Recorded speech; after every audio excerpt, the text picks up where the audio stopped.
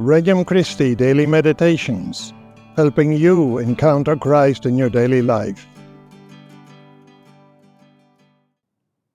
Our Meager Contributions. A meditation for Tuesday after Epiphany. From the Gospel of Mark, chapter 6.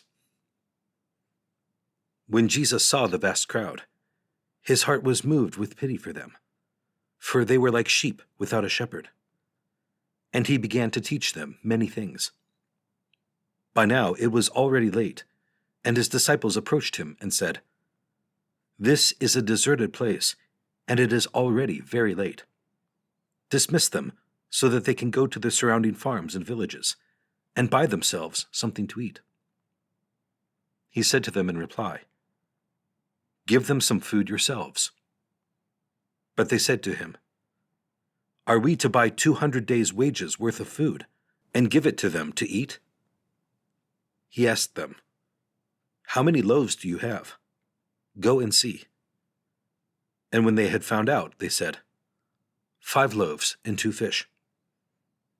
So he gave orders to have them sit down in groups on the green grass. The people took their places in rows, by hundreds and by 50s. Then, taking the 5 loaves and the 2 fish, and looking up to heaven, he said the blessing, broke the loaves, and gave them to his disciples to set before the people. He also divided the 2 fish among them all. They all ate and were satisfied. And they picked up 12 wicker baskets full of fragments and what was left of the fish. Those who ate of the loaves were 5,000 men. Opening prayer. Jesus, I place myself before you.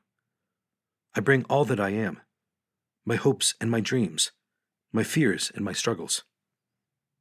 In this time with you, help me see your loving hand at work in my life. Increase my faith so that I desire what you desire. Increase my hope so that I trust you and live my life confident in your loving care. And increase my charity so that it is apparent in all I do and say. Encountering Christ. 1. Like sheep without a shepherd. When we look at the unhappiness and tension that is so very present in society, we feel a tug at our hearts. We are moved with pity because we see people who are like sheep without a shepherd. In their wandering, they don't find the spiritual and human nourishment they need, and they are often hurt physically, emotionally, and spiritually. Malnourished and in pain, they are sad, lonely, and angry.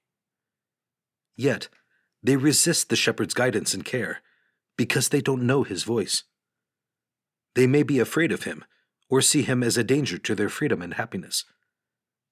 The tug on our hearts is even stronger when we look within our own families and friendships and see those who no longer live as a member of Christ's flock. 2. Give them some food yourselves.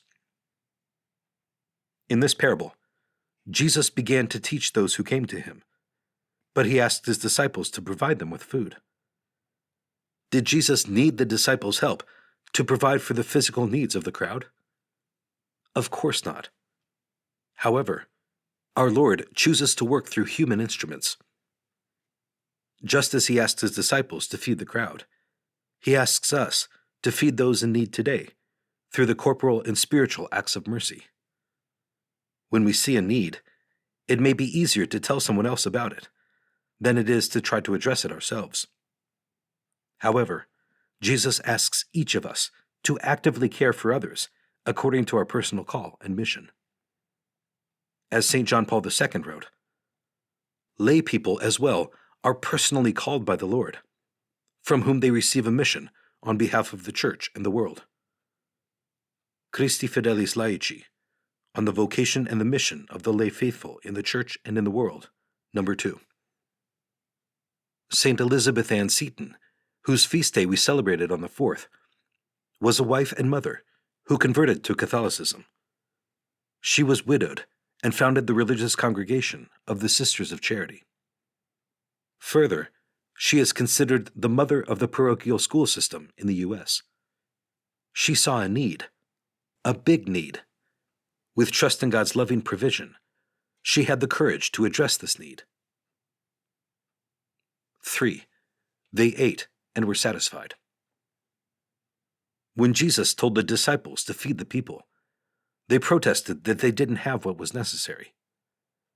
Jesus didn't accept that answer. He asked the disciples what resources they did have and told them, "Go and see." How often it is that we, too, feel inadequate in the face of the needs around us. Problems may seem too big for us to address.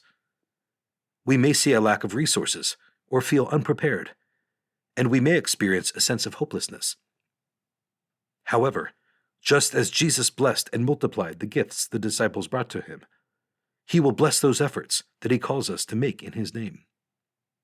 We need to take stock of what we do have to offer, our gifts and talents, and to what we feel called, what causes a particular tug on our hearts. When we bring all this to Jesus, he will show us how to distribute what we have to offer to meet the real needs around us. Conversing with Christ.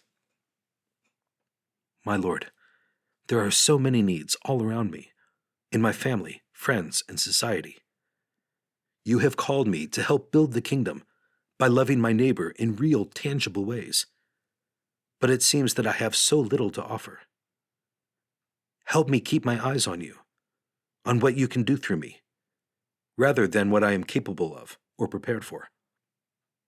Help me see the gifts and talents you have given me to be used in the mission to which you call me. I want to see as you see and love as you love, my Lord. I want to be your faithful instrument in the reality of today's world.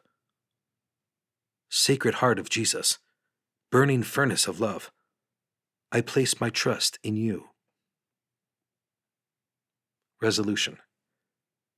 Lord, today by your grace, I will spend 5 minutes in prayer for those who seem to be lost sheep in society, that they will hear the shepherd's voice and return to his loving care. Visit our website at regnumchristi.com